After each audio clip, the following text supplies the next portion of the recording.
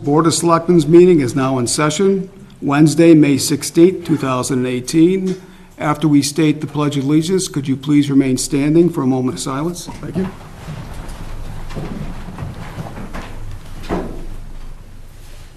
I pledge allegiance to the flag of the United States of America and to the republic for which it stands, one nation, under God, indivisible, with liberty and justice for all. So if you could please remain standing. In 1962, President John F. Kennedy signed a proclamation which designated May 15th as Peace Officers Memorial Day and the week in which that date falls as Police Week. In observance of Peace Officers Memorial Day and Police Week, I would ask that we take a moment of silence to observe and to remember those law enforcement officers who have paid the ultimate price.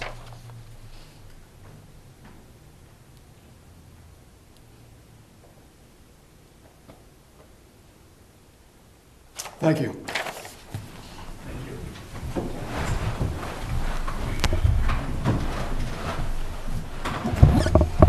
First item on the agenda is public comment. Does anyone like to address the Board of Selectmen with anything that is not on the agenda this evening?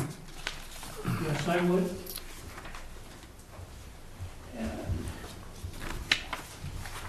Could you please state your name and your community and/or organization for the record?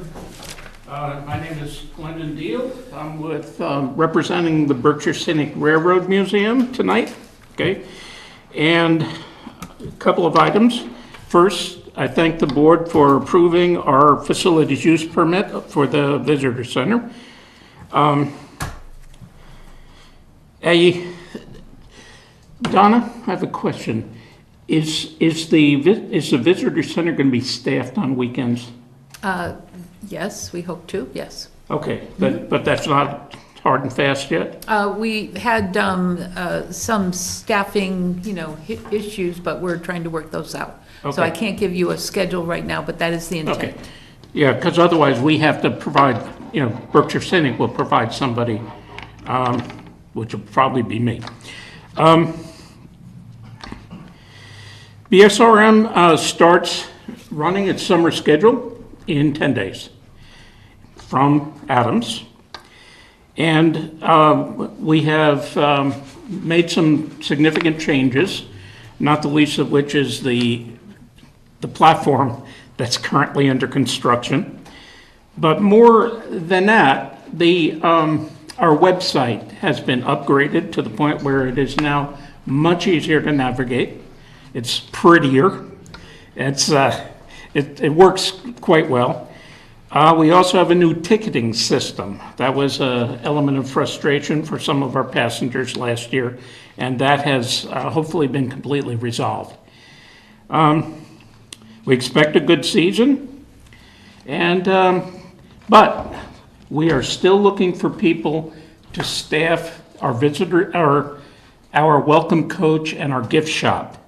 So that's, if there's anybody listening in that has a few hours on a Saturday or Sunday, maybe would just like to stop in one of the days we're operating, look around, talk to the ticket agent, and see if you could put a couple hours in.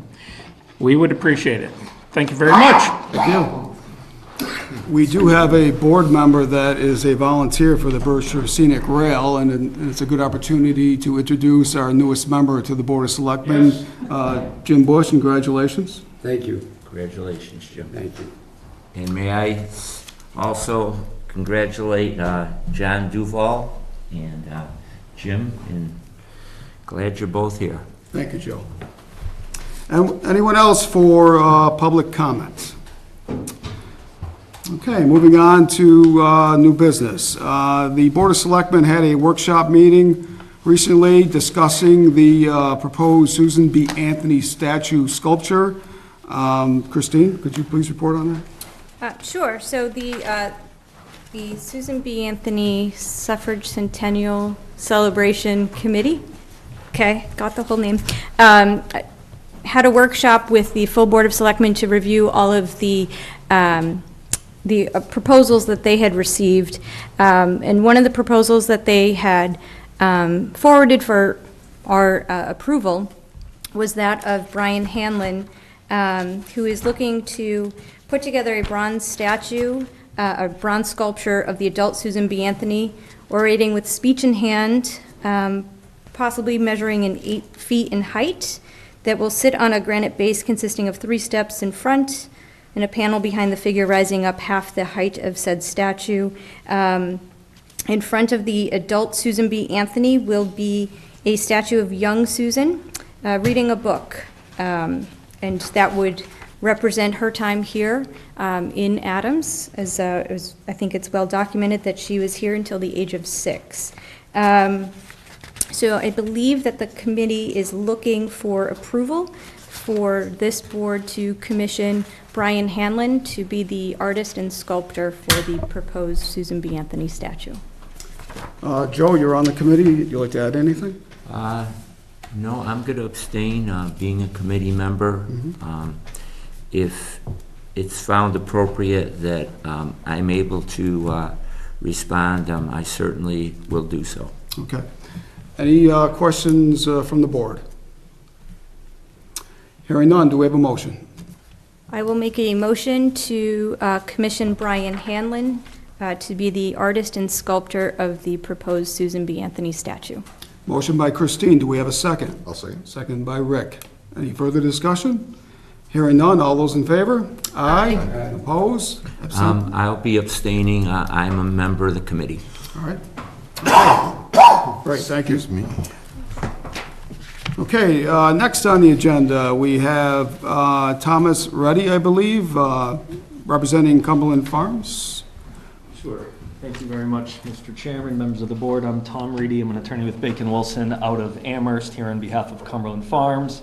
With me this evening, Steve Martell from Bowler Engineering. We'd like to give a brief presentation for some redevelopment that we're looking to do at 95 Commercial Street here in Adams.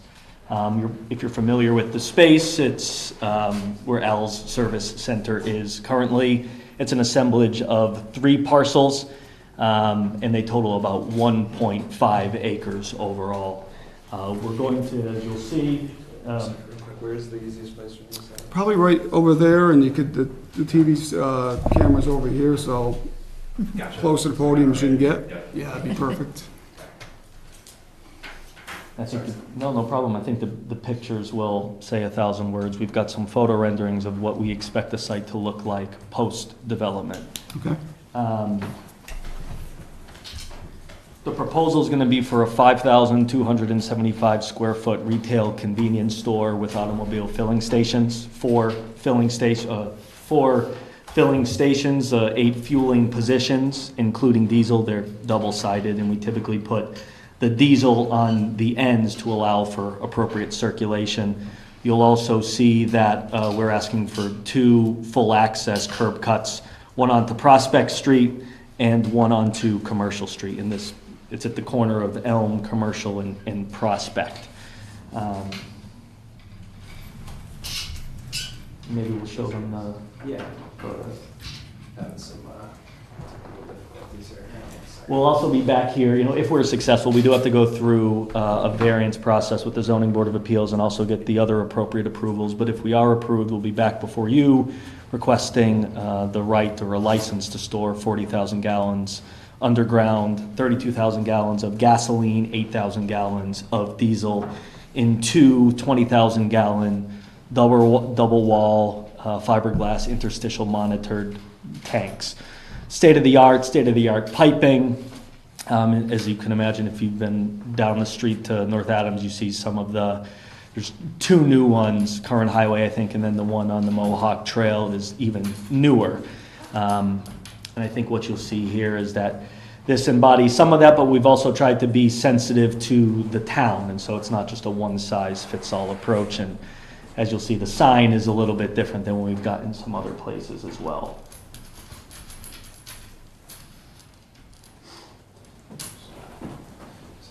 Great. Maybe I'll turn it just a little bit so we can. So this is a colorized site plan, just to orient you with the site. North arrow is this way, Prospect Street here. Commercial Street, Elm Street, L Service Center is located in about this area right here. Full access curb cut, full access curb cut, and then this is where that retail convenience store is looking to be situated. We've got dumpster, trash enclosure, white vinyl fence around the entirety of it. We've got about 135 new trees and shrubs. We're looking to densify them in certain areas to leave a line of sight, because this is a pass-by use. People don't typically, unfortunately, set out to say, I'm going to Cumberland Farms today. It's more of those folks that are on the road and say, I'm going to pull into Cumberland Farms. We've got 25 parking spaces supporting the site. We'll have downcast lighting. I mean, Cumberland Farms, it's family-owned. They take a lot of pride in their stores. They've made a significant investment in the properties that they look to redevelop, and I think this would be one of them. I think you're looking at currently about $8,000 in taxes that you get from the property now. I would expect that to triple, if not more. I think you've got a couple of, you've got a residential piece of it, assessed at $389,000. I think this is going to be above that in probably 1 point some odd million, if not higher. So I think what Steve's put up right now is the existing conditions photograph, so you can see what's there currently, because I think that's important to juxtapose against what will.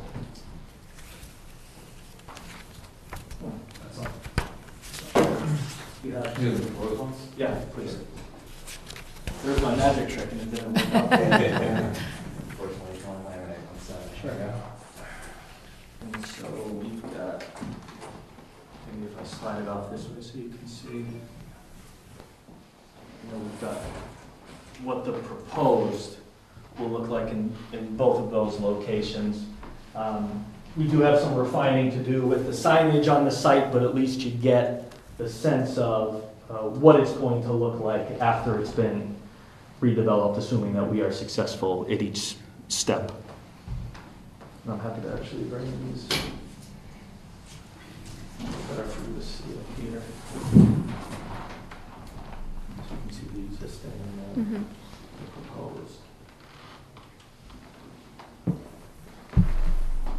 And the variances that we're asking for from the Zoning Board of Appeals when we have that hearing, they're going to be for the use. L Service Center does exist on the site, but as a technical matter, because of some of the division of the property that the family had done, we need to go through this step technically.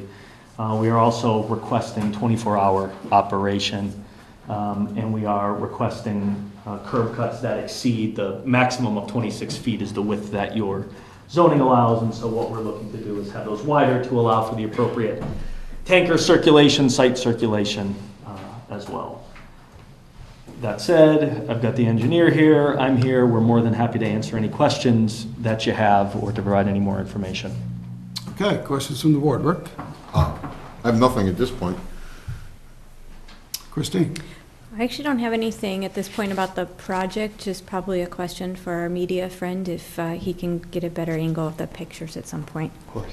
Come on up, We'll make come sure on we up have a front. Welcome. PDF as well that we can always transmit to those who are interested. Okay, Joe? I was just wondering, is there going to have to be any remediation other than, of course, taking the tanks? Are you going to have to do some studies to see what is on the property? Yeah, we will certainly, Cumberland Farms is very cognizant of not only what happens while they're there, but what has happened before, especially because of the use that they are. And quite frankly, they don't want to have any liability if something had existed before they took ownership, because then they're going to have the blame associated with them. So yeah, we'll do full geotechnical investigation, a phase 1, and if it needs it, a phase 2, and then whatever remediation, so that the site will be, Cumberland likes to make their site cleaner than required because of what I had just mentioned before. So yeah, certainly it'll be, that's one of the benefits of this, is that it'll clean up the entire site. And as part of the proposal, are you made to make a traffic study? Yes, we will be providing a traffic study. And my last question is, will there be any type of, I notice you have shrubbery kind of curtaining where homes exist behind, and work with the neighbors? Yeah, absolutely. I think we've got a developer that we're working with, kind of boots on the ground, to talk with the neighbors to make sure that we are doing everything we can to appropriately screen and buffer, and whether that's, a 6-foot-high white vinyl fence, and additional screening around it to make sure that it's appropriately screened. What I'll also note is, we understand that there is some reinvestment being made in the roadway itself, and so we've got McMahon Associates is the traffic engineering outfit that we use. They are going to reach out. Donna was kind enough to give us the contact information, I think Matt from VHB.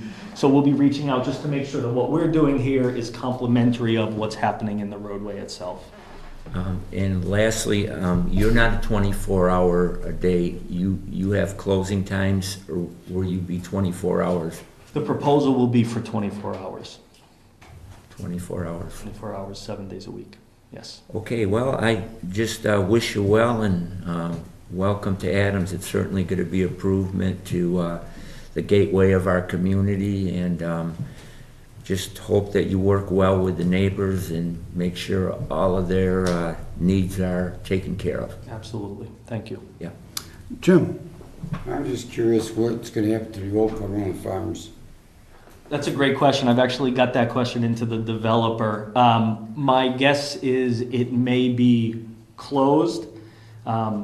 All of the folks that are working there would be offered jobs at this location once this one, if it's approved, ultimately built. And then the other site, they may look to, they either sell with a deed restriction that it can't be a competing use, or lease with that same restriction on it.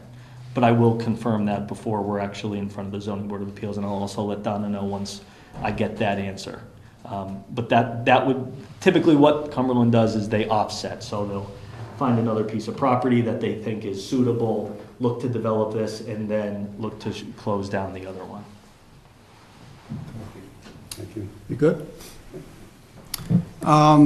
I think Joe alluded on this a little bit. To the west, you have the neighborhoods behind you, and to the south, starting to go up the hill, you have neighborhood homes going up the hill. And I see that the style is different than what you've built in North Adams, which is nice for the highway type access. Is that some type of building, facility that you use in neighborhoods? Is this something that you used before, this style, or? Yeah, this is a newer prototype. In being cognizant of the surrounding area, we want to make sure that we have the appropriate screening on the back where the rooftop mechanicals are. I don't think you can see it from any of these pictures, but as part of the full submission in our site plan set, we will have that appropriate screening so that the sound is directed up and not out. And then also, I think, taking into consideration the placement of the lighting in the different areas to make sure that there's no light nuisance or light bleed. We've found success in I can think of at least 2 others in Massachusetts that I've just recently done, because like I said, this is newer, that we've put into residential areas like this, where you've got a home here, and then in the other instances I'm thinking of, and a home here, and home here, and home here. So you start to have a bit more, and we have found success with this model. And it does, and I'll also say, part of it comes down to operation and maintenance, just because we have the good structure is the first piece of it, because then infrastructurally it causes people to do certain things to keep the light on the site, the noise on the site, make sure it's safe. But also if you have a clean site, a well-run site, people seem to respect it more. And also, Cumberland Farms has a secret shopper program where they'll have folks from the company go in and see, are people greeting you? Is the site clean? Is there a litter? What is the site condition? And if it's highly rated, there are bonuses for those employees. So there's a lot of incentive to make sure that not only infrastructurally is it sound, but ongoing operations are the same. Okay, now, as you indicated, there's a process, and you're going to begin that process. It starts with the ZBA and then eventually you'll end up back here with us.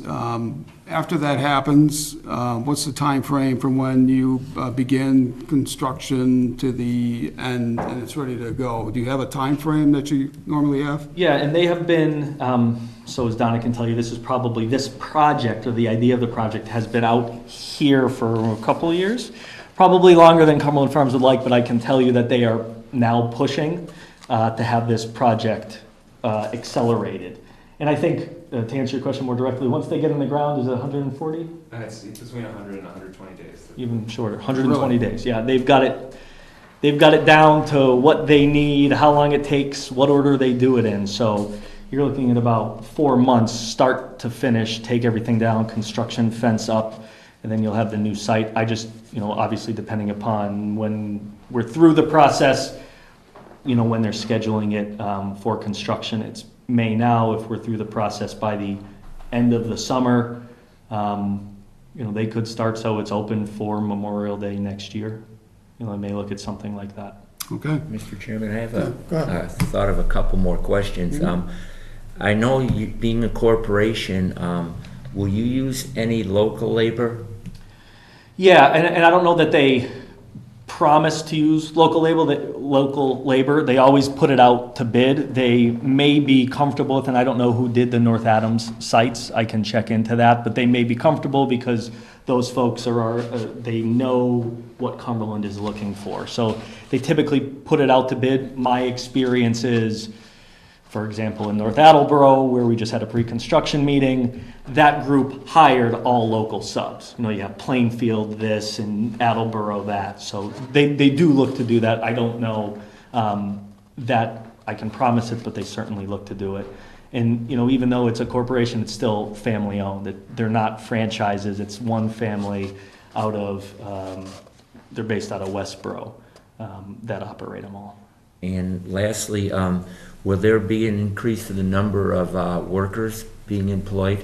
Yeah, I think so. I think, and I don't have the numbers in front of me, I think we're looking at certainly an increase from what we have currently. I want to say 8 to 12, and then additional full-time employees and part-time as well. So yes, there will be an increase, more jobs. That's a simple way to That's put all I it. have, Mr. All Chairman. right, thank you, Joe.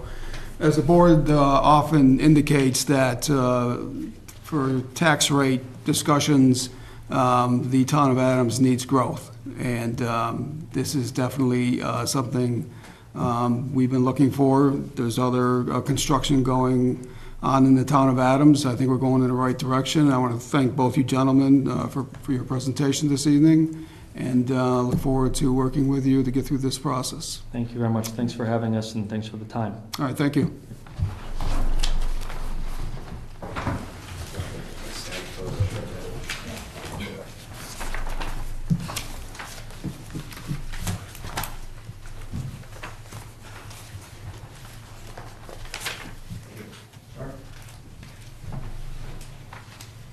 It's okay with the board, I'd like to move ahead of the recognition of Thunderbolt Ski Patrol rescue efforts to the approval of annual town meeting warrants. In your package, you have a list of the annual town warrants. It is the board's responsibility to approve the set. And what I did last year, and I'll continue to do this year, is I will go through each one. Please hold if you would like to discuss any further. As we do in the town meeting, we will approve the ones that are held first, and then we will discuss the ones that are being held. Okay, so Article 1, to choose all other town officers not previously chosen by ballot. Article 2, to hear the reports of the Board of Selectmen and other town officers and act thereon. Article 3, to hear the reports of any committee and act thereon. Article 4, to see if the town will vote to fix the salary and compensation of all elected officers, and that just lists the Board of Selectmen, the Board of Assessors, those officers that are paid a stipend. Mr. Chairman, I'd like to hold Article 4. Article 4 is held. Okay, we continue on to the operating omnibus articles. Article 5, to see if the town will vote to raise and appropriate or appropriate from available funds a sums of money as may be necessary to defray the ordinary expenses of the town for the fiscal period beginning July 1st, 2018 through June 30th, 2019, or take any other action in relation thereto. Okay, moving on to Article 6, to see if the town will vote to raise the appropriation, the sums of money as may be necessary to fund the personnel services of the town administrator's office for the fiscal period during July 1st, 2018 through June 30th, 2019. The majority of these are ones we have every year. That is the final one for that section, and it's town administrator personnel services. Article 7, we're getting into the capital omnibus articles. To see if the town will vote to raise and appropriate from available funds or a sum or sums of money as may be necessary for the purchase, rebuilding, and/or installation of certain departmental equipment, for the contracting for certain services, to pay interest and loans maturing during this period, for the repair, reconstruction, and/or construction of streets, roadways, sidewalks, sewers, guardrails, retaining walls, buildings, and/or bridges within the town. Further, to authorize a trade-in of any presently owned equipment toward the purchase price thereof, or take any other action in relation thereto. That was Article 7. Moving on to Article 8. Capital infrastructure and equipment outlay from free cash. This covers the slum and blight remediation, our technology area, our public school, our public buildings, and public works is Article 8. And I am summarizing. All town meeting members will receive a copy of these. The regional, Article 9, the regional school assessment articles. Okay, this is the assessment consists of 5 parts that is paid to the Adams Cheshire Regional School District. Article 10 is similar to 9, but this is to the McCann Vocational School District. Article 11, to see if the town will vote to appropriate available funds or sum of money to be used to lower the tax rate or take any action in relation thereto. Article 12, to see if the town will vote to transfer from available funds a sum of money to be added to the stabilization fund or take any action in relation thereto. Article 13, to see if the town will vote to raise and appropriate from available funds a sum of money to provide for extraordinary and/or unforeseen expenditures to be known as the reserve fund account.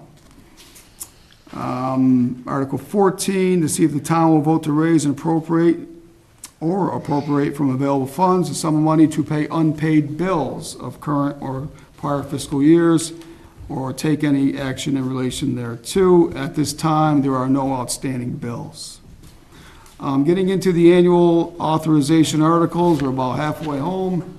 Article 15, to see if the town will vote to authorize its Board of Selectmen to apply for and receive funds from the Community Development Block Grant Program under the Housing and Community Development Act of 1974 as amended, or take any other action in relation thereto. And we have been very fortunate to have those grants awarded to the town. To see if the town, Article 16, to see if the town will vote to authorize the Board of Selectmen to apply for and receive funds from the United States Department of Agriculture under the Community Facilities Grant Program or take any other action in relation thereto.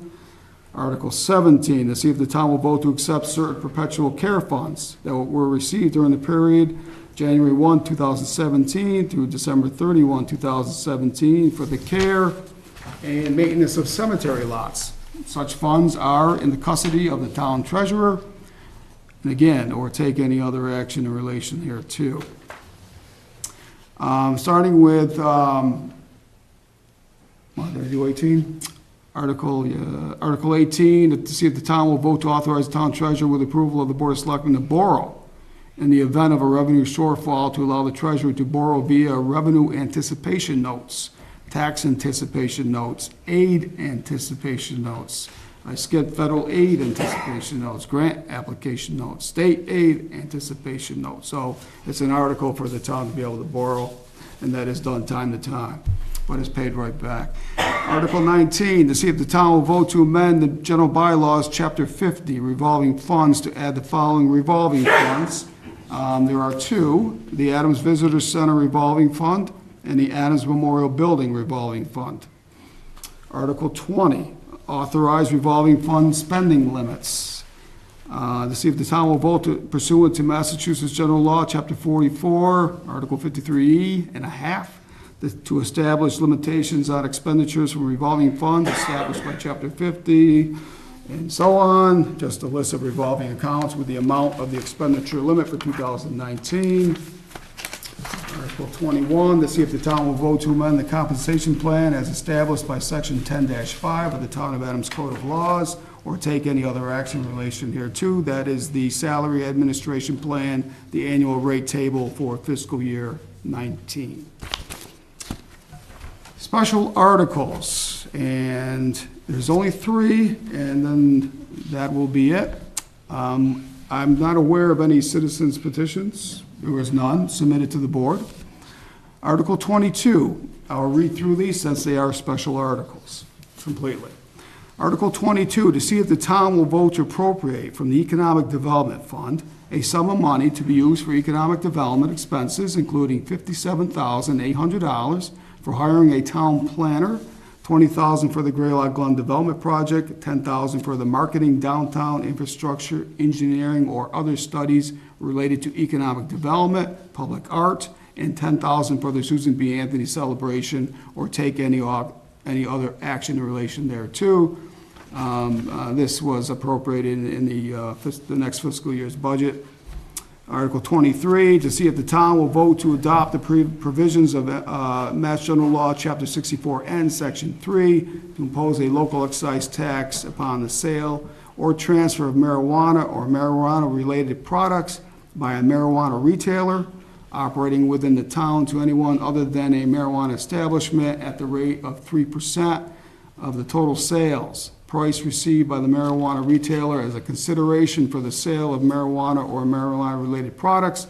Said excise tax to be credited into the Economic Development Fund or take any action in relation thereto. I will hold that article. Article 24, and this is the last one. Thank you for your patience.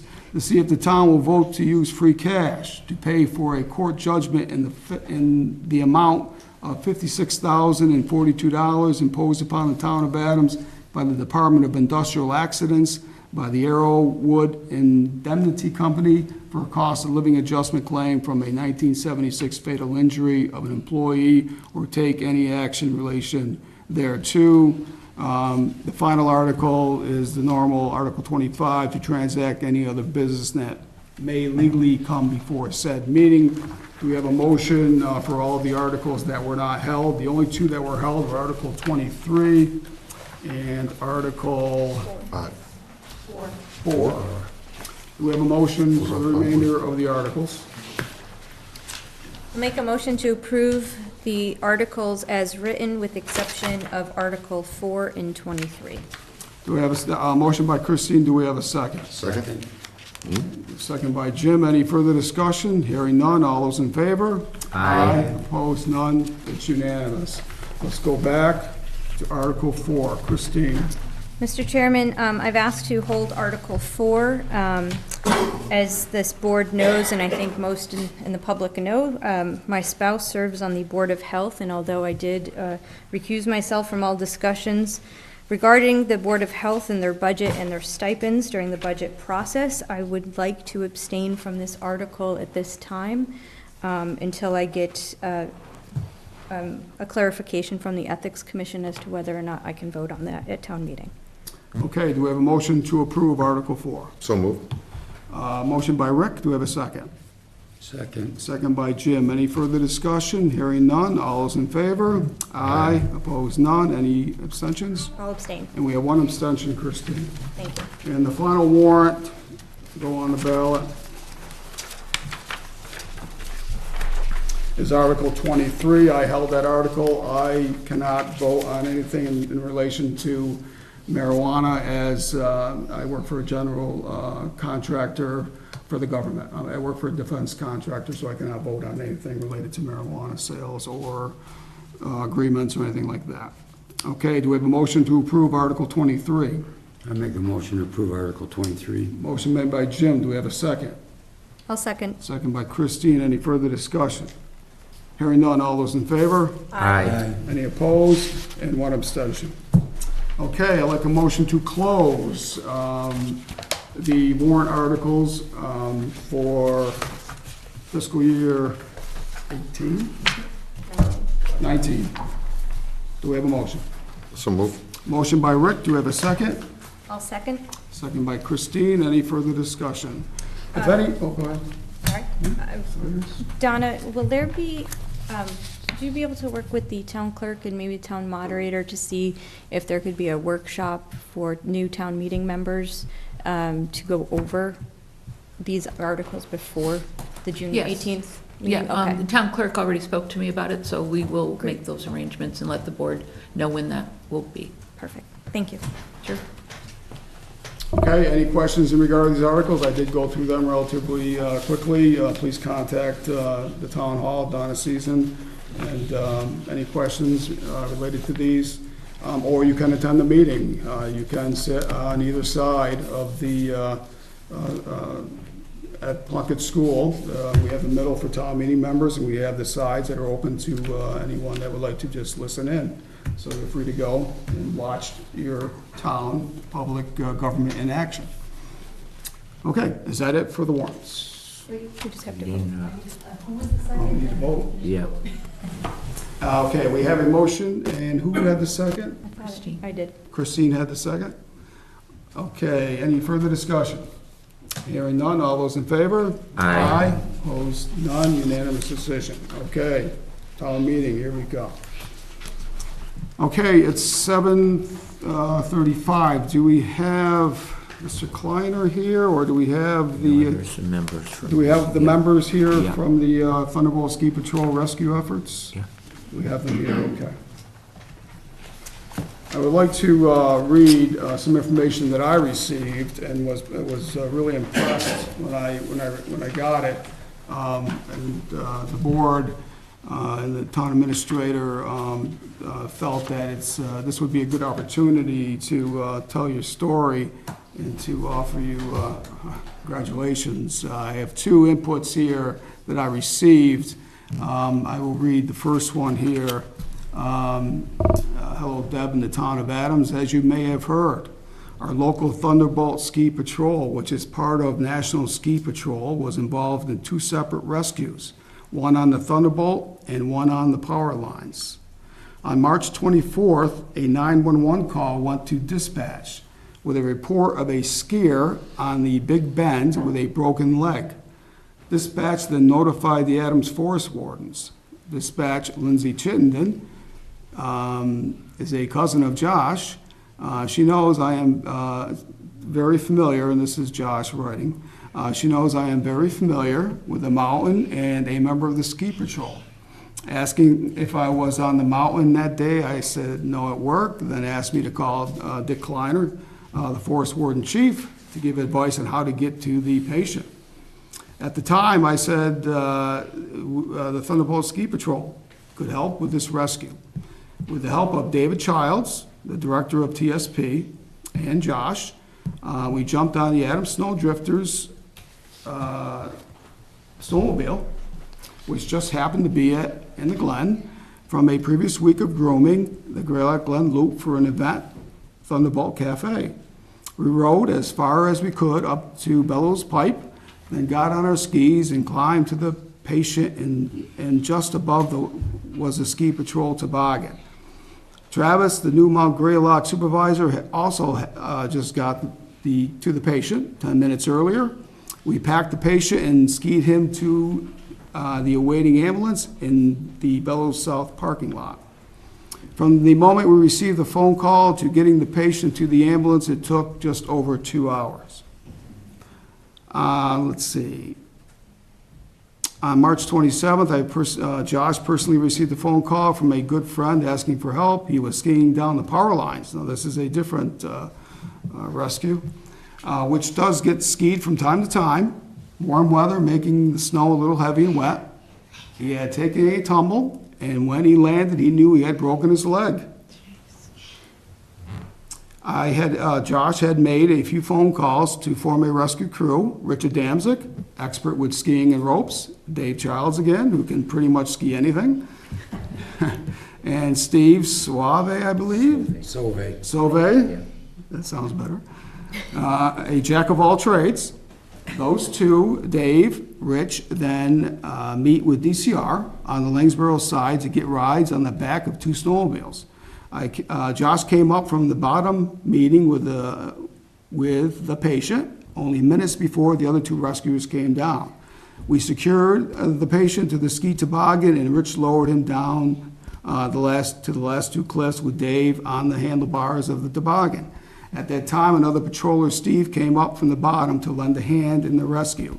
3 hours and 15 minutes after the phone call came in, we had the patient at the ambulance and off to get professional help. I believe there was one more article here, and I'd like to read this. This is from Steve. Here's the account of the rescue on the power line, another version of it. If you've ever looked at the face of Mount Greylock from the Glen with snow on it, you can't help but notice a straight shot from the summit to the base, known as the power line. I had no idea about that. Not too many people ski the power line because there's rarely enough snow these days, and even when there is enough snow, the power line is littered with rock outcroppings and cliff faces.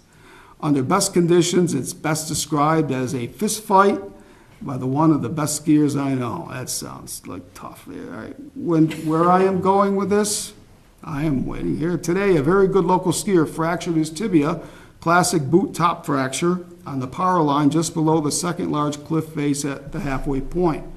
It's hard to be brief, but I'll try. Thank you. Josh Chittenden gets the call from the patient's cell. At about 11:30, contacts Dave Childs and Richard Damzik, and the TSP wheels are in motion.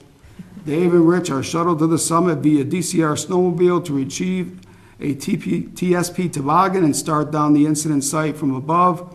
Josh sets out skinning up the power line from below. Lucky for me and Josh, called thinking they might need an extra pair of hands, and I had my ski gear with me.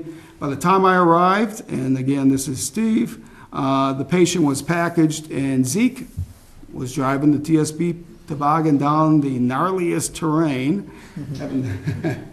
Sounds like my kids. I've never attempted to ski.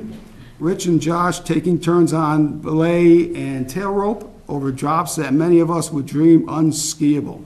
All steep, heavy deep snow in some sections, no snow on rock faces, and in other sections, not a place for the faint of heart. The patient was loaded into the ambulance at the base 3 hours after the first call came in. I can barely imagine a tougher patient extraction anywhere on Mount Greylock.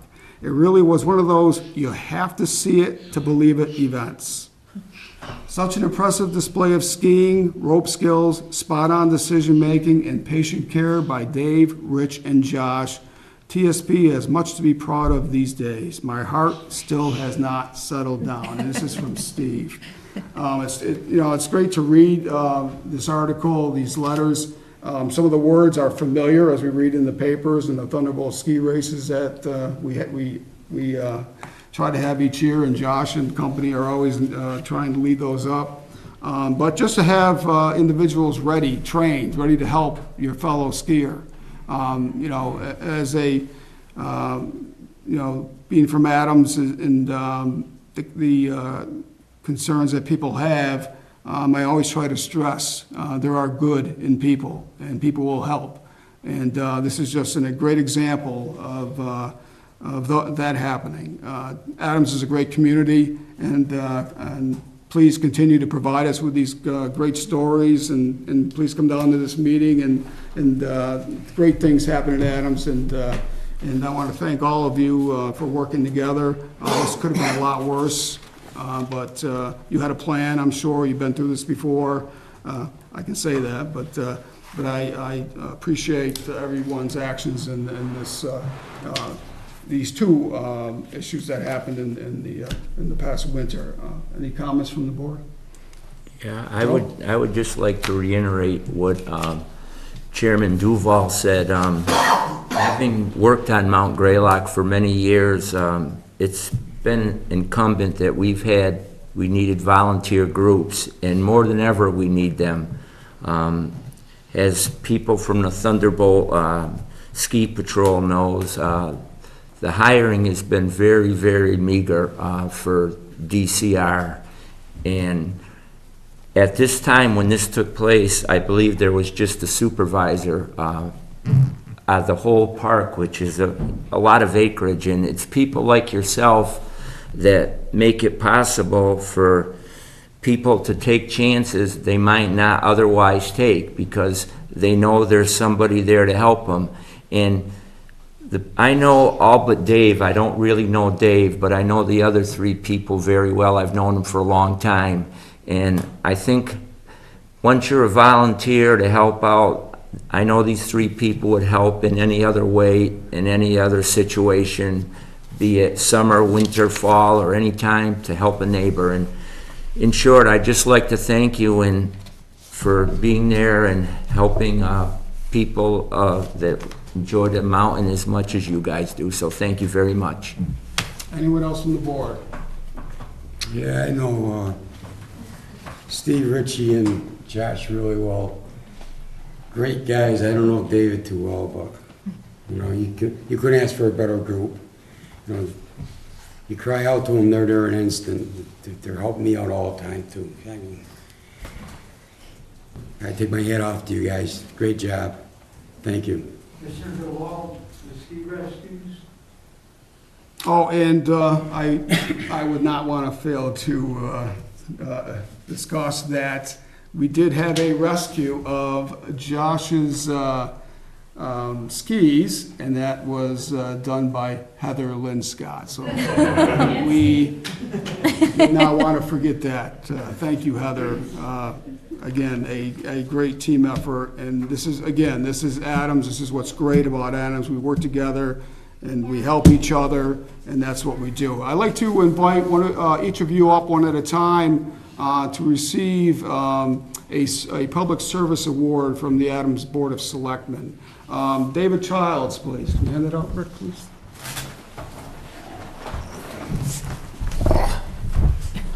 Can't even stand up. Stretch those legs. Thank you. Thank you.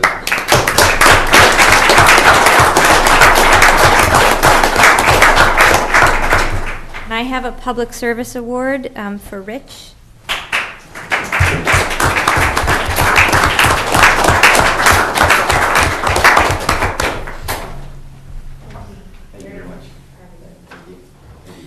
And I have the same for my good friend Josh Chittenden.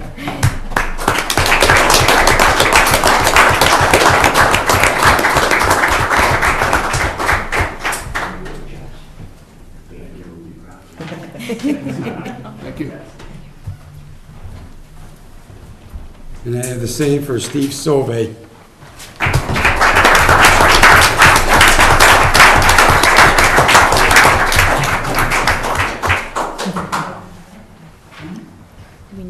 Yeah, could all of you please come up? We'd have a picture with the select board and.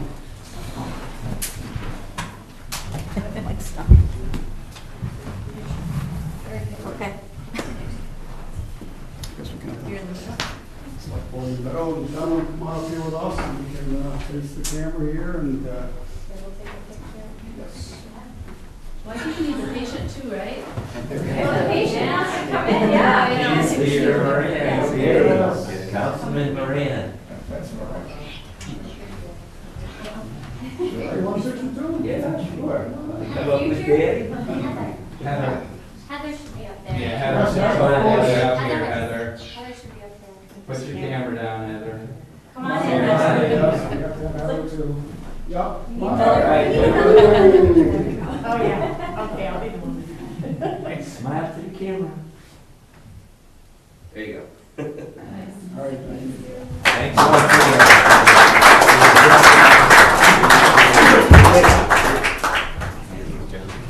How is the patient feeling?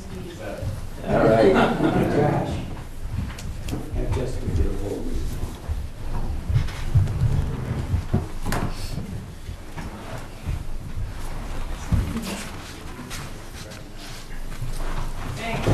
Thank you. Thank you. Yep, bye now. Bye-bye. Thank you. Thank you. Yeah. Thank you. Okay, I believe we are up to approval of fiscal year 2019 transfer station fees. As many of you probably remember, about 6 months ago, the board identified the fees to begin the project up at the old landfill, at the recycling center. We didn't have a good idea at the time what the financials would end up at. So the board indicated they would like to have a report after 6 months in case we needed to make any adjustments. Okay, Donna, did you have a few words for this? Well, I'm asking the Board of Selectmen to establish the fee schedule for fiscal year 2019 for the transfer station. I've handed out a summary of the town receipts for year one of the transfer station since the town decided to take on operating this transfer station and accepting trash. Excuse me, you'll note that to date, we've sold approximately 580 stickers at a cost of $25 per sticker and 6,645 bag tags at $1 each. So the amount we've taken in, and this is basically since November, so it's not a full fiscal year, but the amount we've taken in is $21,145 in revenue. When the board decided to take on the acceptance of trash and offer this service to residents, as I understand it, the goal was to design a system that eventually, over time, would pay for itself, that the stickers, the bag tags would actually provide the operating revenue for the transfer station. So to establish a fee that more closely aligns with the actual cost of running the station, we are proposing an increase of $50 per sticker and $1.20 per bag. We would also propose a second car or second vehicle fee of $10 for each household. And as you can see in the attachment, if we implement the new fee structure, we believe a full year we would accumulate about $40,000 in revenue. It's still shy of the pretty much $70,000 that it costs to operate the transfer station, but I feel we're getting closer to making it revenue neutral. Okay, so the initial fee for a sticker was $25. It was approximately 6 months. The Right. sticker for the next fiscal year, which will be for 12 months, Right. will be $50. And then the increase on the trash bag to $1.20. I would also add, $1. Mr. Chairman, as we discussed with the board at a workshop meeting, we are trying to make improvements. We are still in a learning curve. One of the things that has been discussed and has been requested by several citizens is an additional evening time, particularly in the summer. We're willing to explore that with the board's approval, particularly during the summer months. And that, may kind of offset the increase. We feel this is a modest increase. If you recall, I think initially when this was presented, there was a $75 fee that was proposed. So we feel this is prudent at this point in time, to see how this goes and to get the experience in terms of the learning curve as well.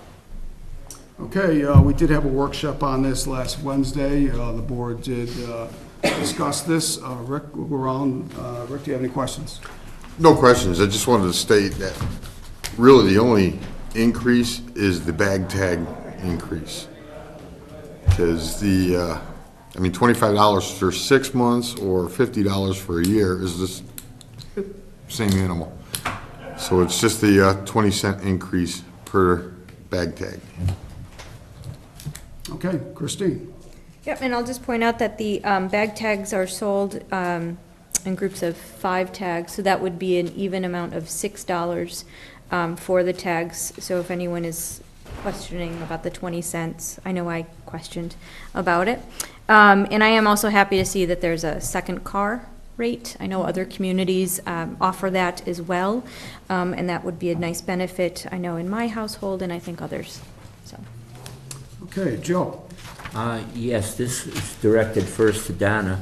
You said to make us break even point, we need to raise $70,000 to break That's the even? overall cost of operating the facility. Actually, it's not the true cost, because I believe that does not account for the electric, electric power, a couple of other items. But that does take the part-time staff person that is the station attendant, and it is what we have in the budget. We have $58,000, $59,000 for the cost of hauling the trash and removal of the materials. Okay, so when we started this, there was one-time cost. Was that included in the 70,000? Other costs now we're not going to accrue each year? No, I mean, there is my understanding, we rent the compactor, so the rental cost of the compactor is in there, but as you know, there was some startup costs to get the compactor in place. I think there had to be some electrical work that was specific. Those would not be ongoing costs. Okay. And I asked this at the workshop, and so we have a solar field right next to the compactor. Is that doing our electrical work for us there? It is, my understanding is that the power that is generated goes onto the grid, and then we benefit from a reduced, cost of power.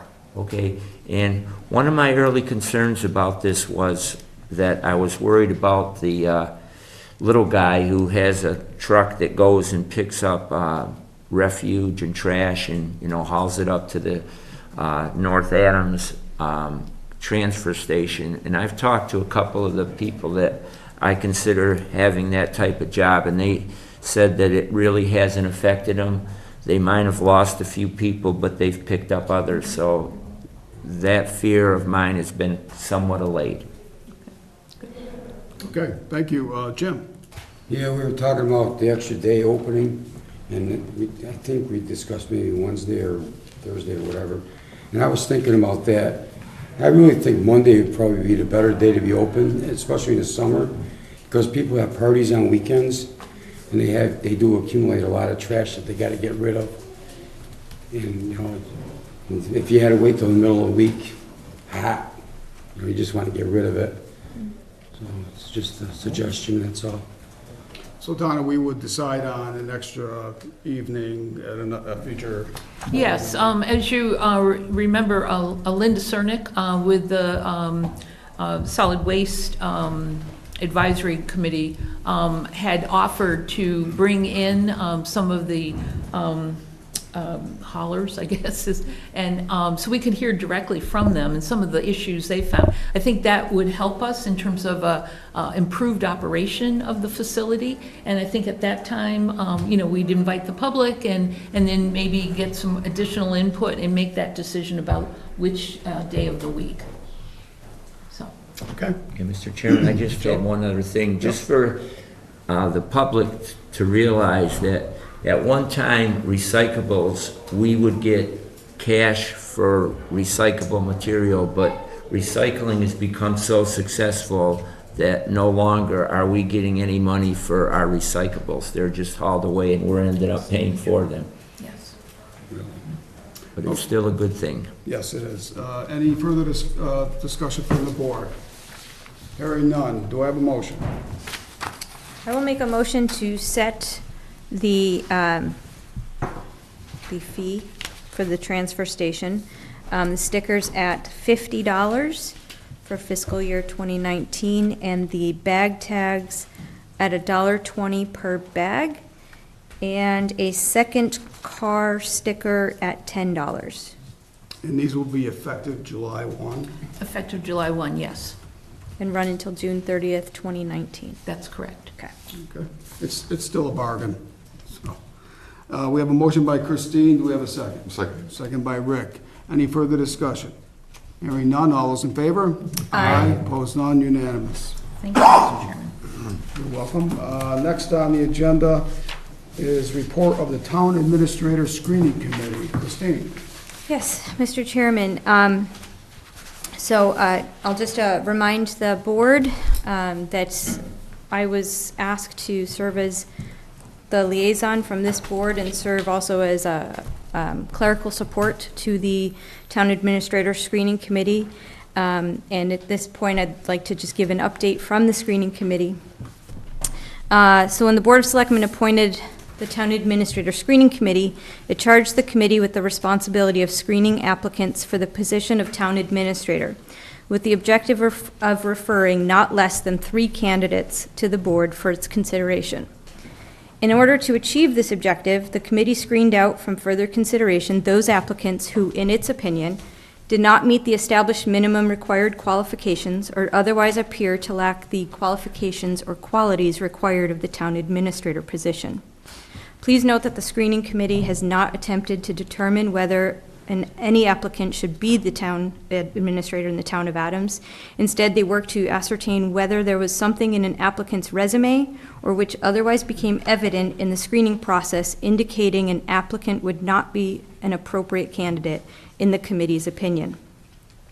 After working through their process, the screening committee believes that continuation of the process could result in fewer than 3 applicants to refer to the Board of Selectmen.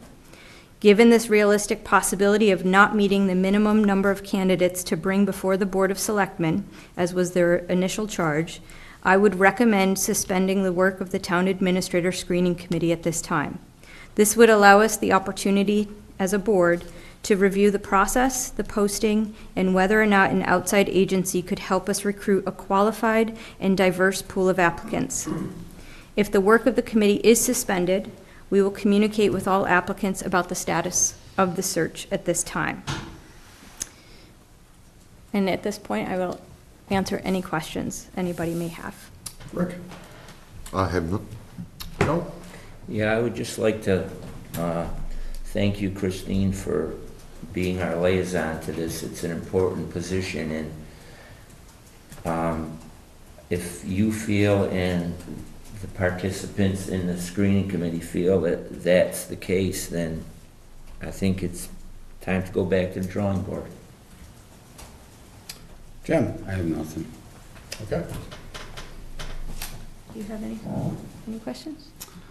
No, we got to get this right.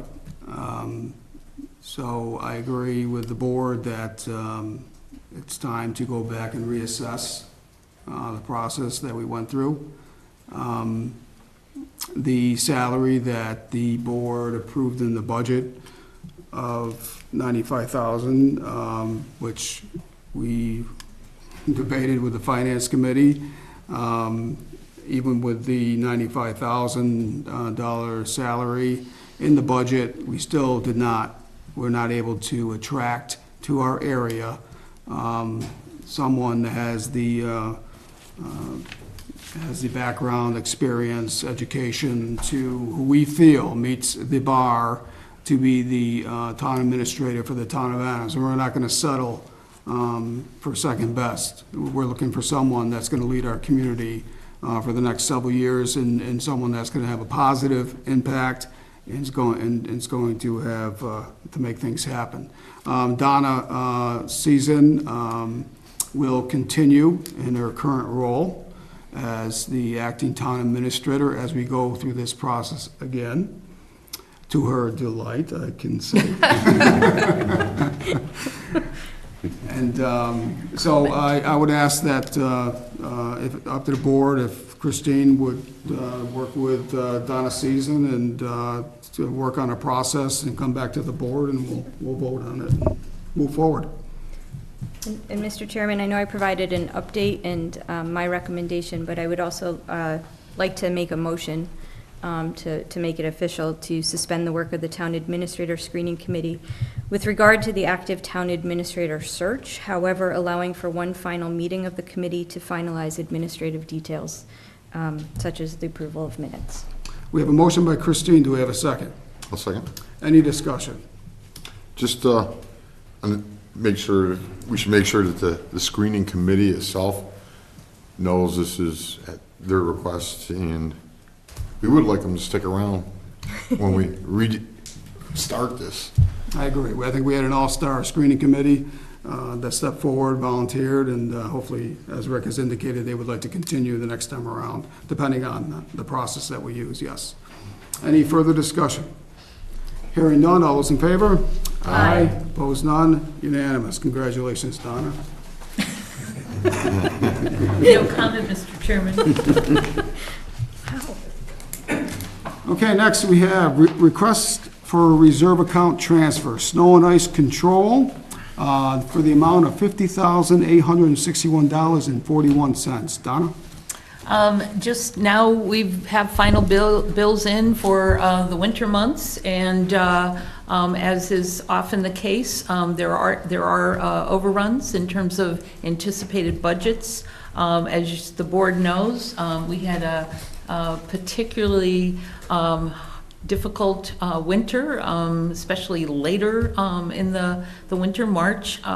So this is what we would anticipate the final request for a reserve account transfer. But it will address all of those outstanding bills for the winter maintenance. Okay, questions from the committee. Rick? Yeah, where will that leave us with the reserve fund? I believe it's about $21,000.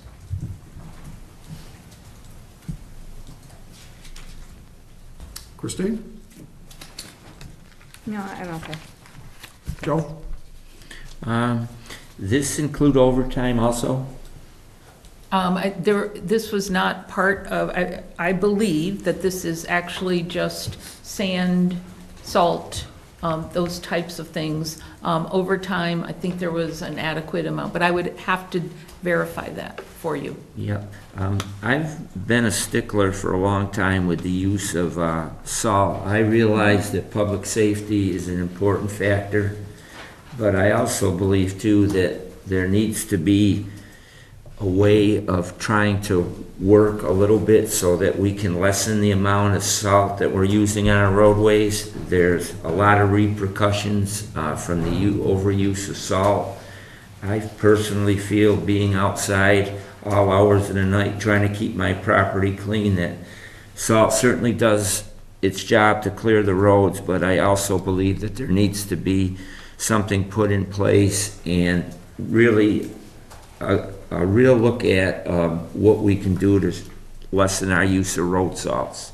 I know other communities are trying to do the same. There's nothing that's come out so far that's any more efficient than salt for road use, but and I also think that we need a little better communication amongst our town employees during storms, so that trucks aren't going by and dropping salt, and then another truck comes by and in a very short time frame and plows the road and puts the salt to the side of the road.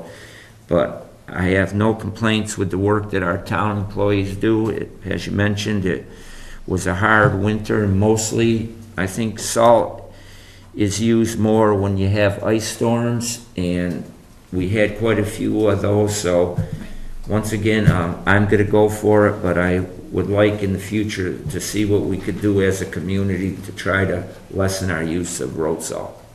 If I may, I would suggest that early in the fiscal year, we have a workshop meeting designated to that, and try to get all of the latest information. As the board knows, there's a lot of ideas out there. My understanding is a lot of them don't work well, but there's some innovative things. I've even heard like beet juice can address it. So as you know, we used to use a lot more sand.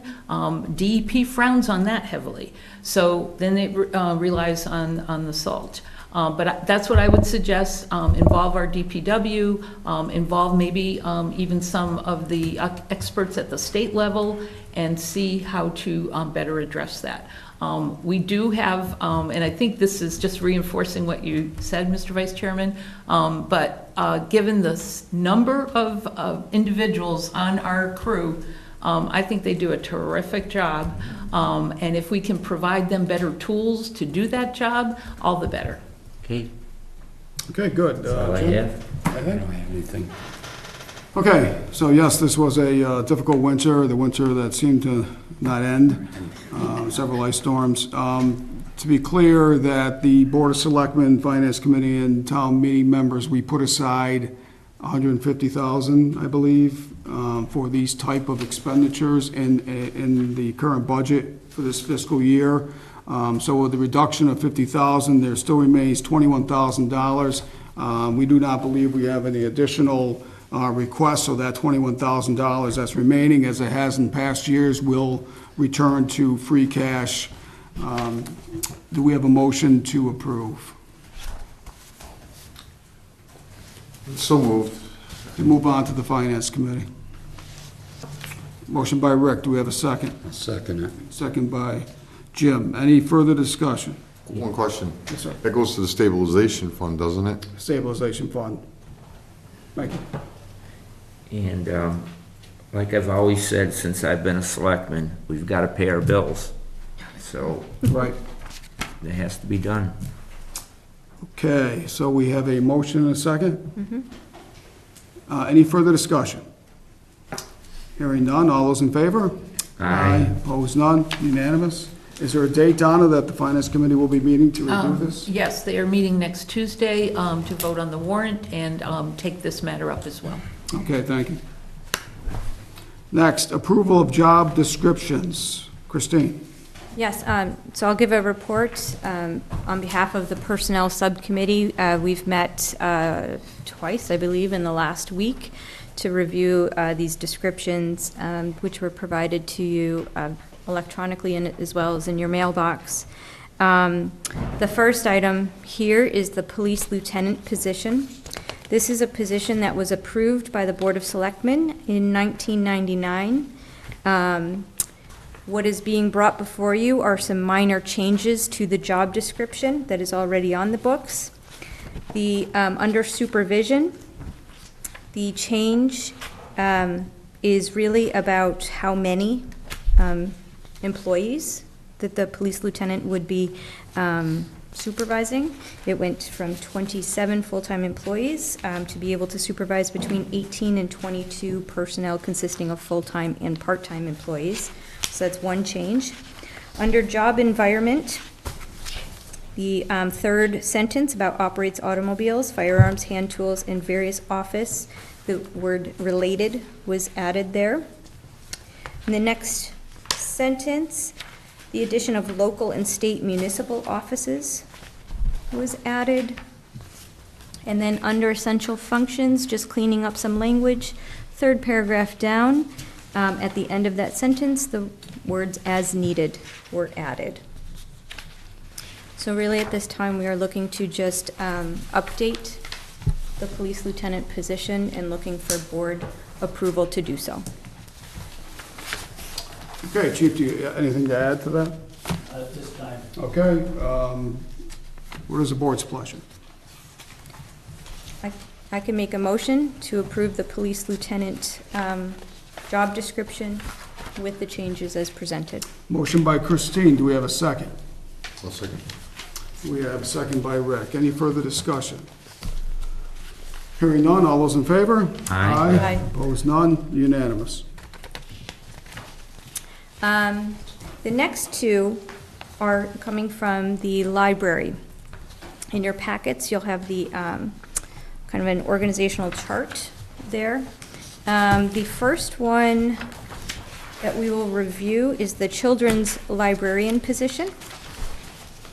And the updates, although they probably look extensive, it's really taking a position that is currently part-time and making it full-time, actually restoring it to full-time, and adding those items back into the job description. This will bring us to 3 full-time employees, which is important to note, so that we would keep our status. Well, I think our status is okay because we're under 10,000 people. That's the piece I get a little confused, and I ask Holly to address all the time. But we are moving this to full-time. We're getting closer to the standard set by the Library Association. Thank you. In addition to the changes that were sent to all of you, the Personnel Subcommittee also went through a grading process for this position. We used the Municipal Position Rating Manual in order to properly grade this position since it was going to full-time. And we would be rating this as a grade 6.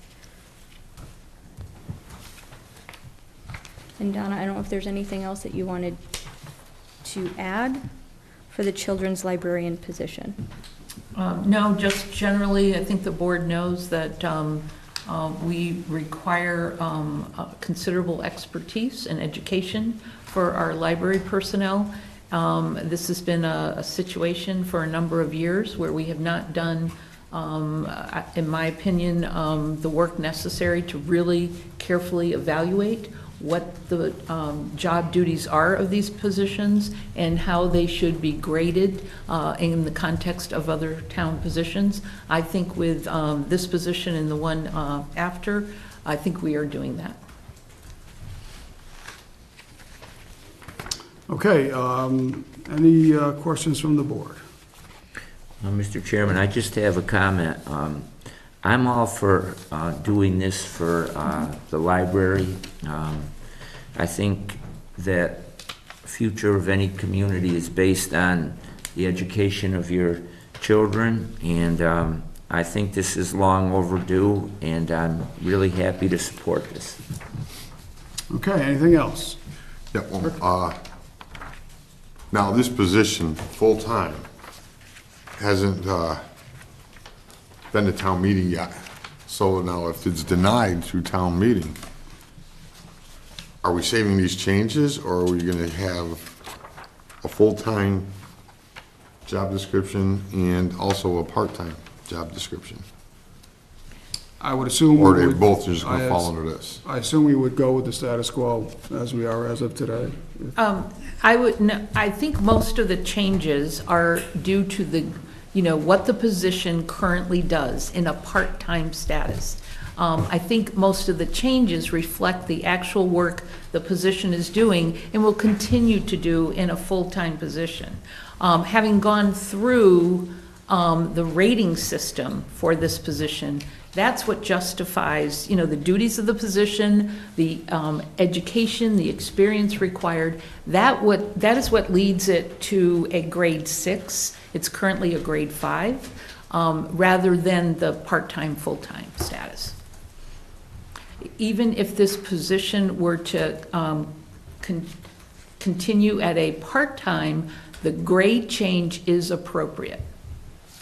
Yeah, I wasn't alluding to that. I was alluding to the position name, which is just children's librarian. So it doesn't say part-time or full-time. Right. Okay. Well, I was looking at the section on the supervisory role. As a part-time, there was no real supervisory role except when the librarian was out. Whereas this one, under full-time, would have people assigned under them. Right. So we will cross that bridge when we get there, if we get there, which hopefully we will not.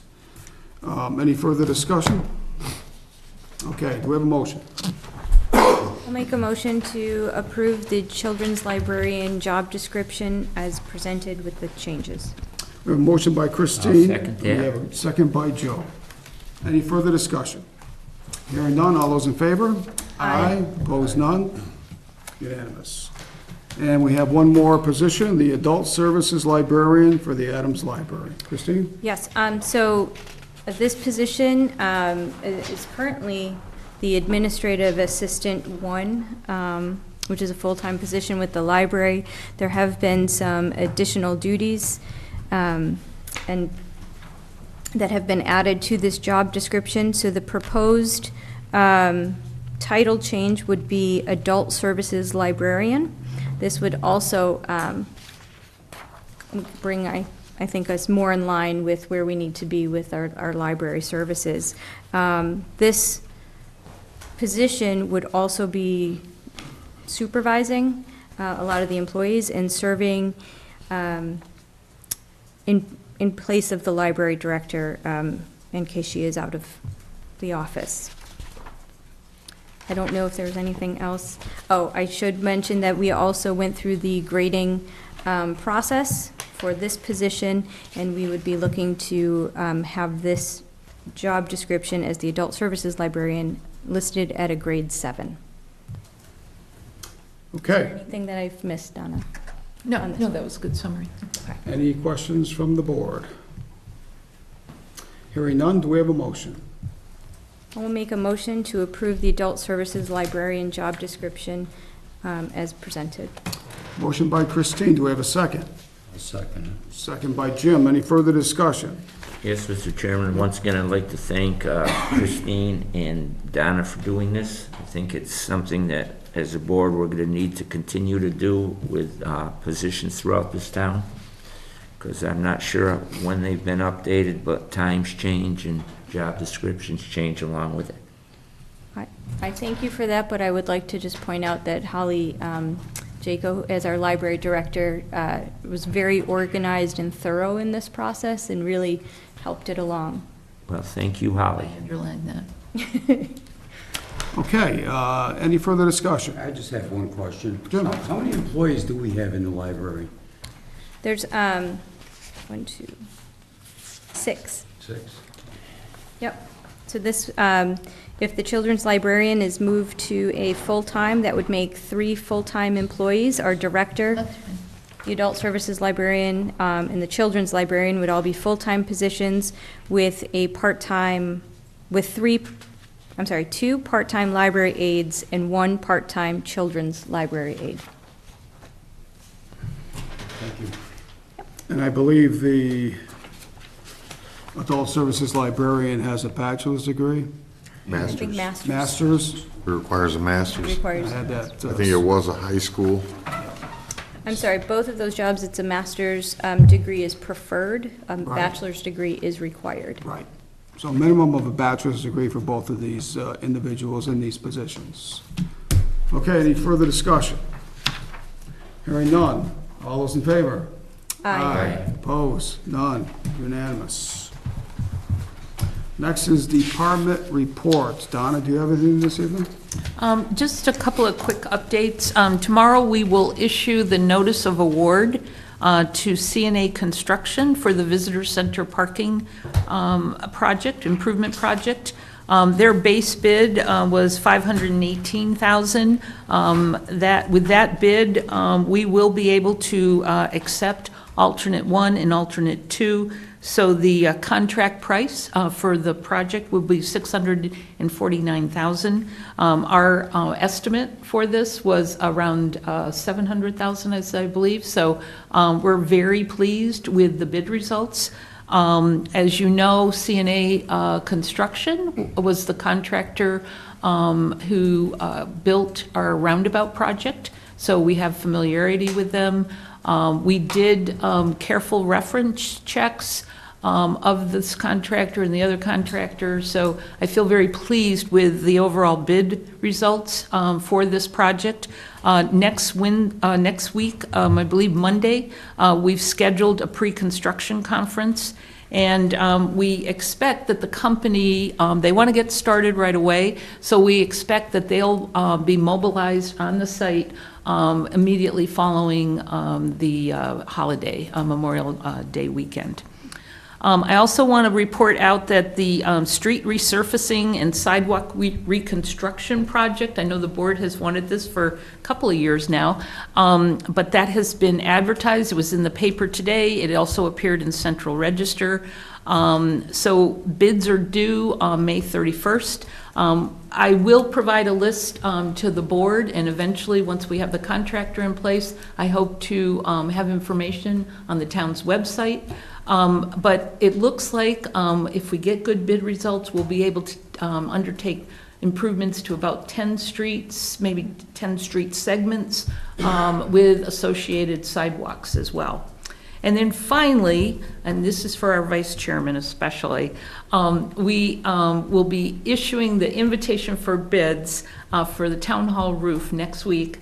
We had a good working meeting today with the architect, and there's been some discussion about various things. We're going to be building in some alternates. Again, that's a cautionary way to make sure bids go forward and not having to rebid it. But I am pleased that that is finally getting going. So I am too, thank you. Any questions for Donna? Yeah, I have a question. Do we have our contingency plan set for the parking lot, how we're gonna, do things? Are we feeling comfortable about how we're gonna situate cars and, during this construction? we need to have the contractor in that decision-making process. During the pre-bid meeting, we discussed with all of the contractors present the idea of phasing the work, so that cars would be focused on one area of the parking lot while work was performed on the other, and then kind of moving everybody over. We've also reached out to neighboring property owners. Mr. Cohen, who owns 7 Hoosick Street, and that large gravel parking lot, has said he is certainly willing to allow people to park on that during our construction process. So we're working with all of the abutters, and the details will be worked out, and I'll certainly share that with the board members. And will somebody, the engineering firm that we chose, was it Wakefield? Waterfield Design, yes. Will they have an engineer on site during the whole process? They will. They typically come out every week or every other week. We will have, and I've already talked to our DPW working foreman, Tim Coda, we will have DPW staff, probably Tim and Steve Scrocky, but they will be there daily. And also community development staff. We have to do wage interviews, as you know, and there's a lot of other administrative things. So we will, we know this is an important project to the board. We know it's will be highly scrutinized, similar to Park Street when we did that. So we will have the staff on hand to make sure it's done well. And last question, a businessman approached me and said, that Depot Street will be closed off at certain times, is that correct? You mean during the construction? Yeah. I could see very limited. I do not anticipate it being closed off for even a half a day. Okay. But having said that, I would prefer to have that first meeting with the contractor. We'll be taking, certainly discussing those issues, the need for police detail throughout the construction process. We are hoping to get this substantially complete by early fall, and then, completed finally with landscaping and everything before the end of the calendar year. Okay, thank you. That's all I have. Okay, Joe, anything else? Hearing none. Okay, Attorney St. John, your report.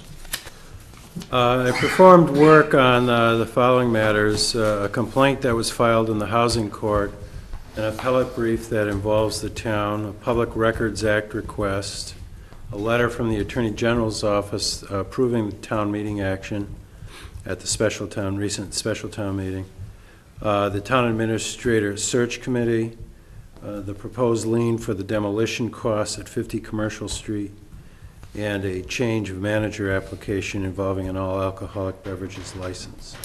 Any questions for Attorney St. John? Okay, hearing none. Moving on to subcommittee and liaison reports. At our next workshop, we will be providing you probably prior to the workshop the list of subcommittees from this current year and the liaisons. And as we did last year, we will meet and come to a consensus of who will take each of those liaison and subcommittee spots. So that will be at our next workshop meeting. Okay, Rick, anything? Nothing. Christine? Nothing more. I gave my report about the personnel subcommittee. Yes, Joe? I have a few things. I attended the Cemetery Commission meeting, and the things that were discussed were they seemed to worry about cold storage. That wasn't really looked into, they thought, with the the new building. There has been some trouble up at Bellevue. The old white garage, if you're familiar with it, set back, is deteriorated real bad, and that's where they kept their fuel and batteries. And it was made known at the meeting that people had broken into that building and had taken some batteries and fuel. And there was also some fuel taken from the Maple Street Cemetery. And the other topic of discussion was Saturday burials. They're hoping to do away with that at the present time. They're just studying it, and their hope would be either to do away with it or to have the 12 p.m. limit, so that everything would be done in the morning. And Chairman Shepley had talked to other communities about that, and it seemed that seems to be the trend, that Saturday burials are only taking place in the morning hours. I also attended a park and recreation meeting centered on scheduling with all the groups that are using our fields. And it's become very clear to me that we're in need of more fields for use in our community. The scheduling has all been taken care of, and what's making the schedule successful is that groups using the parks are talking to one another so that there's no overlap in use.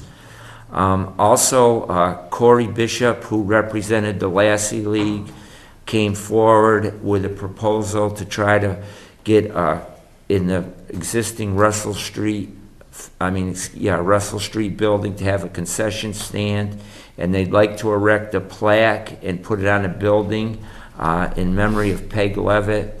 She was one of the early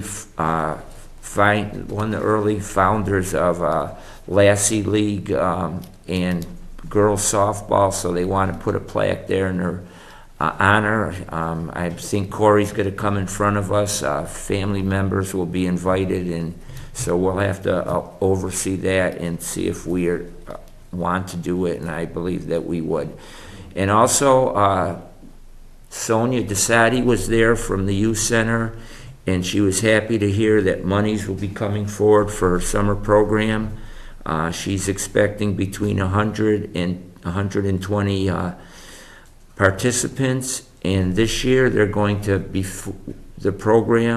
they're going to be meeting at the Hoosick Valley Elementary School, which will be giving out free breakfasts to the children. And then they'll go up to Russell Street Field, do their program, and then they'll come down to have lunch, which to me is a great thing, that these children that will be participating in this will be getting a nice breakfast and a lunch. And there'll be a $25 charge for the Cheshire and Savoy children that participate. And lastly, there was some talk about safety concern at Russell Street Field.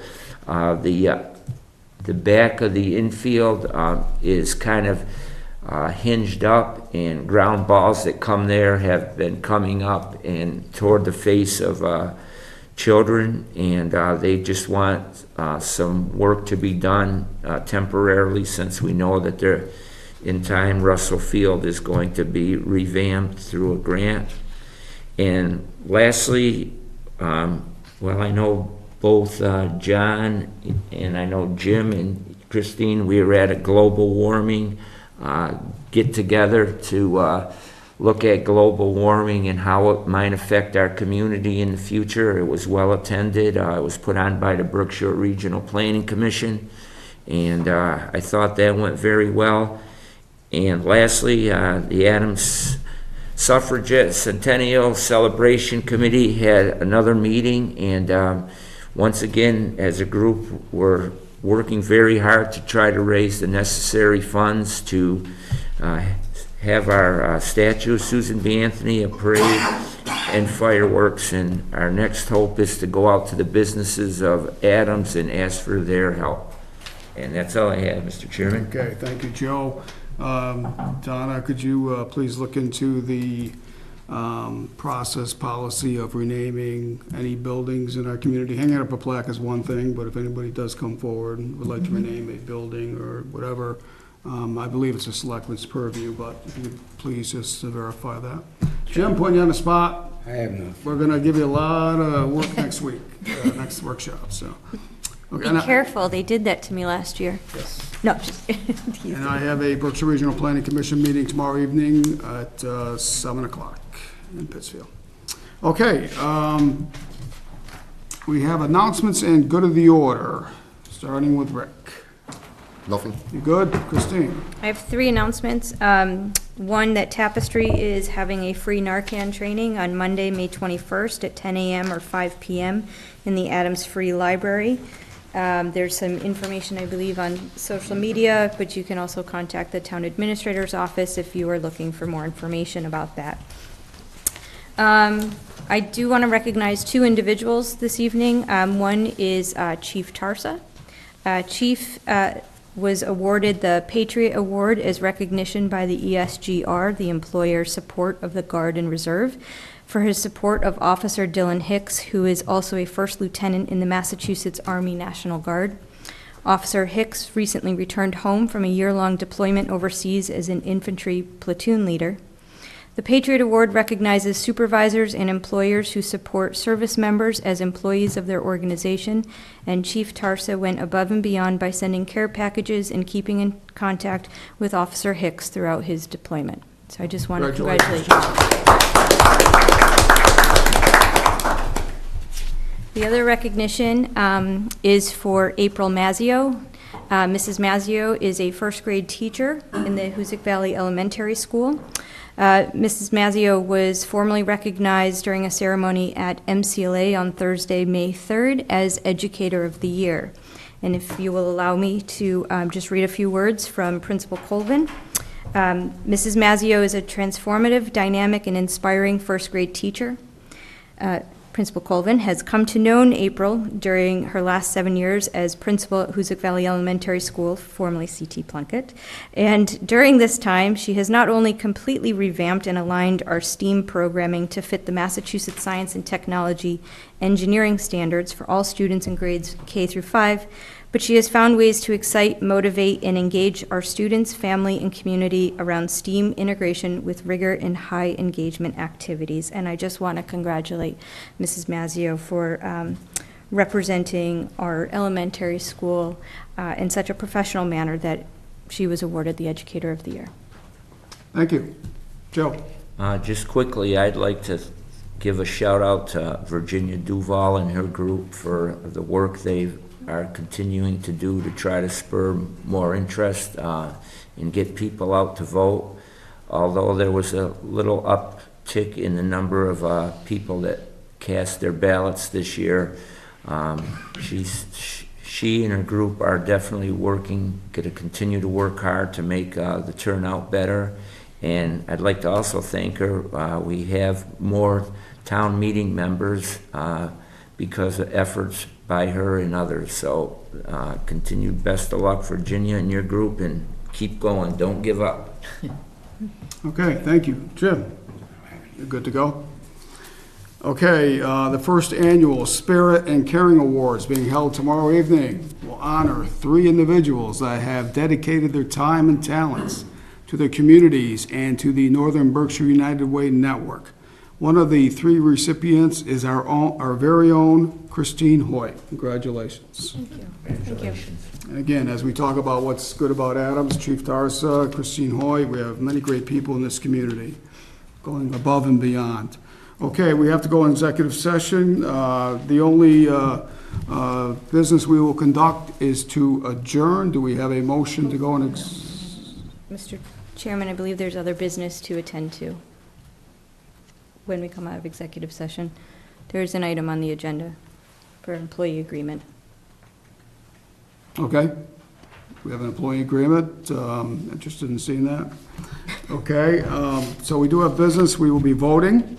Our media just left. We will be voting on employee agreement. Well, we're not voting, but that is on the agenda.